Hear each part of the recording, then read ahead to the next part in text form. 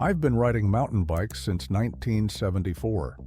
That's over 50 years of skinned knees, broken derailleurs, and enough receipts from bike shops to wallpaper my garage. I've owned bikes from almost every major brand. And I'm going to tell you something the sponsored riders and the YouTube reviewers getting free bikes won't say. Some of the biggest names in mountain biking are charging you thousands of dollars for a logo, proprietary parts you can't service yourself, and innovations that existed 5 years ago on cheaper bikes. What nobody seems to talk about is that some of the best mountain bikes on the planet cost half of what these premium brands are asking. So today, 5 brands emptying your wallet for the wrong reasons, and 5 that actually respect your money. I'm 65 years old. I don't need a sponsorship. I just need you to stop overpaying for bicycles. Let's start with the brands taking your money. Number 5 on the overpriced list, Specialized. Before half of you click away, hear me out. I've owned 6 Specialized bikes. The Stump Jumper was one of the first real mountain bikes I ever threw a leg over. I have love for what Specialized used to be, but what they've become is a different conversation. The S-Works Stump Jumper runs north of $13,000, 13 grand for a trail bike. You could buy a decent used car for that. You could buy 2 motorcycles, and a huge chunk of that price tag isn't paying for better performance. It's paying for lighter carbon layup, in-house Roval wheels, and the S-Works badge. Swap those Roval wheels for a comparable aftermarket set, drop the premium branding, and you've got a bike that performs almost identically for literally thousands less. Then there's the proprietary Brain Shock, notoriously difficult to service at your local bike shop. You're locked into the Specialized ecosystem for maintenance. That's not innovation. That's a subscription model disguised as engineering. And let's not forget their history of trademark lawsuits against small businesses. They once threatened a bike shop called Café Roubaix over the word Roubaix, literally the name of a city in France. Do they make good bikes? Yes. Are you paying a massive premium for the name on the down tube? Also yes. Number 4, Trek. Trek's weapon of choice is Bontrager, their in-house component brand. When you buy a Trek mountain bike, virtually every touch point, the wheels, the grips, the saddle, the handlebars, is Bontrager. Some Bontrager components are perfectly fine.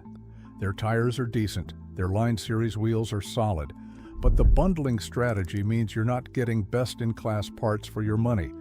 You're getting Trek's parts at Trek's markup, whether you wanted them or not. A comparable bike from another brand at the same price will often come with better-known, more universally serviceable components from Shimano, SRAM, or Fox. The bigger issue is price creep.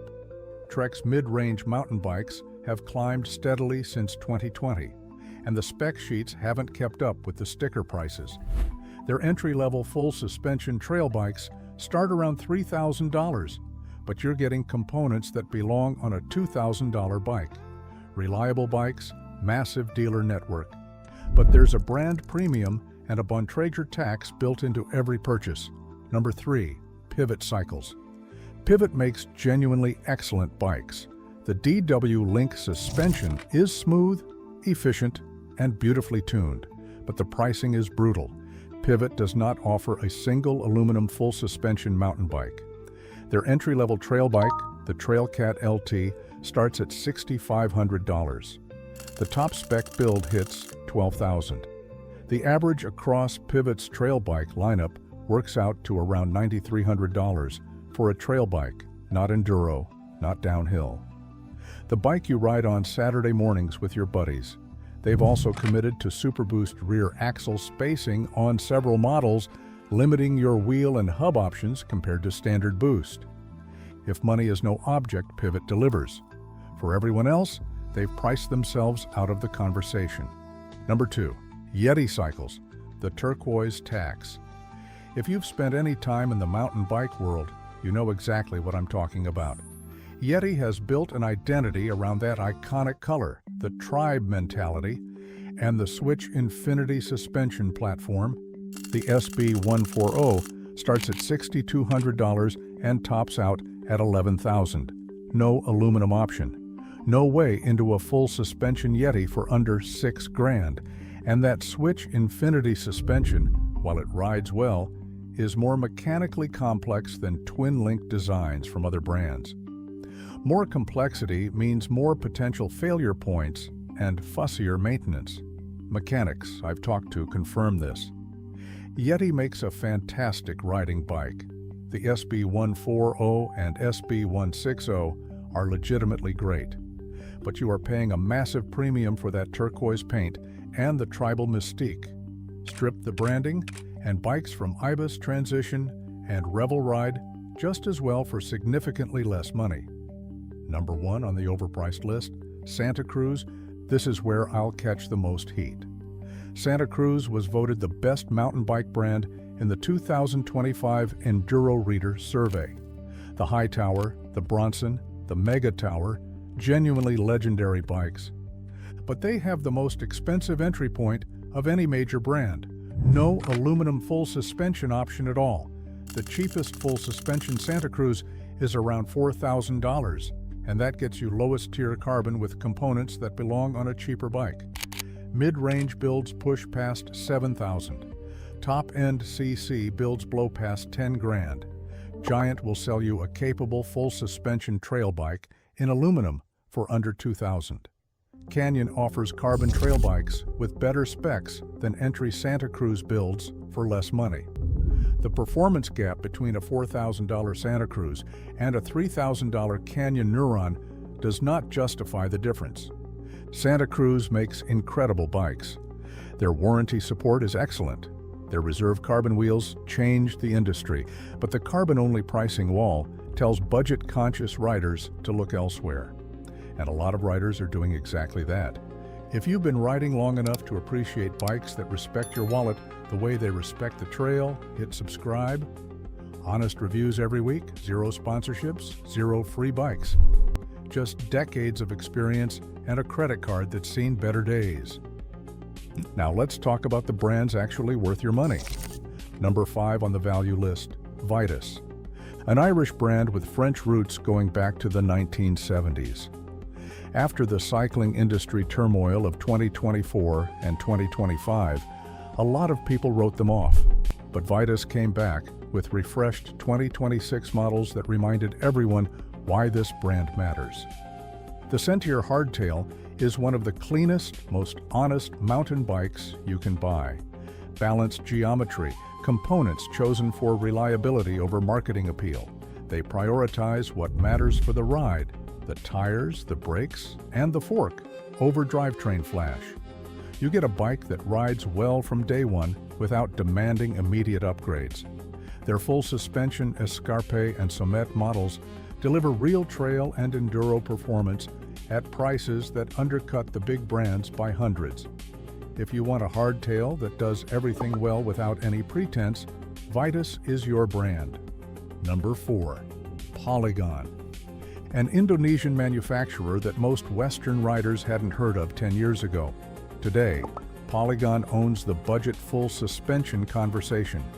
The Siskiyou T8 delivers modern geometry, generous travel, a short chainstay, and better components than you'd expect at $2,400. Yes, you're buying direct to consumer, which means some assembly and no local bike shop support for warranty claims. Parts ship internationally, which can test your patience. But the performance to dollar ratio is almost impossible to beat. For riders willing to turn a few wrenches, Polygon delivers trail bike capability at hardtail prices. Number 3, YT Industries. This German brand was one of the first to blow up the traditional dealer model in America. When Aaron Gwin started winning World Cup downhill races on a YT2s, people noticed the results and the price tags. YT offers both carbon and aluminum across most of their lineup, immediately putting them ahead of Pivot, Yeti, and Santa Cruz for accessibility. The Jeff C trail bike handles enduro terrain while staying playful on mellow trails. The Capra and 2s have proven themselves at the highest levels of racing.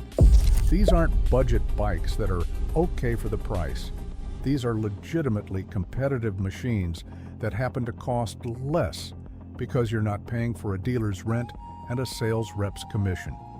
YT also offers lifetime frame warranties, which is a confidence move that many premium brands charging twice as much still don't match. Number 2. Canyon. If YT cracked the door open on direct-to-consumer, Canyon kicked it off the hinges. Arguably the biggest DTC-only brand in cycling, backed by World Cup wins and a lineup covering everything from cross-country to downhill. The Spectral is their flagship trail bike, and it consistently competes with bikes costing $1,000 more from traditional brands. The Neuron is the more approachable trail option, and the Strive handles enduro duty. Canyon offers 30-day returns and lifetime frame warranties. Their bikes show up mostly assembled with clear instructions, and the savings are real.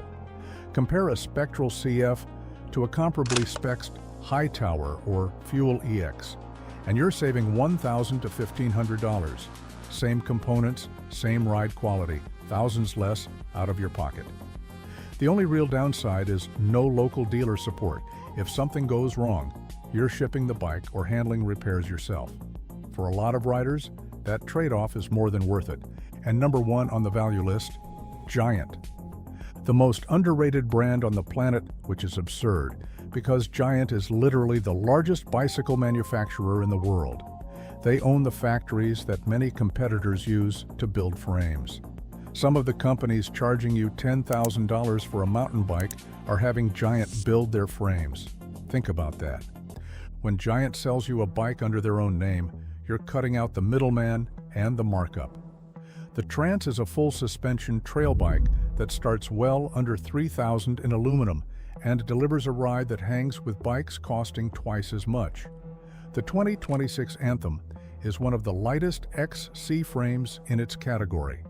The Rain handles enduro duty, and their Stance entry-level full suspension offers properly built mountain bikes at prices that make even the DTC brands nervous. Giant also has something the direct-to-consumer brands simply cannot match: a massive global dealer network. You walk in, get sized, ride the bike, buy it assembled and ready to go. Something breaks, you bring it back. No shipping boxes. No 3-week warranty waits from overseas. Giant proves you do not need to spend $6,000 or $7,000 for a legitimately great mountain bike. The fact that they don't get the same hype as Santa Cruz or Yeti says more about marketing budgets than bike quality. So there it is. 50 years of riding, thousands of dollars spent, and a whole lot of opinions nobody asked for.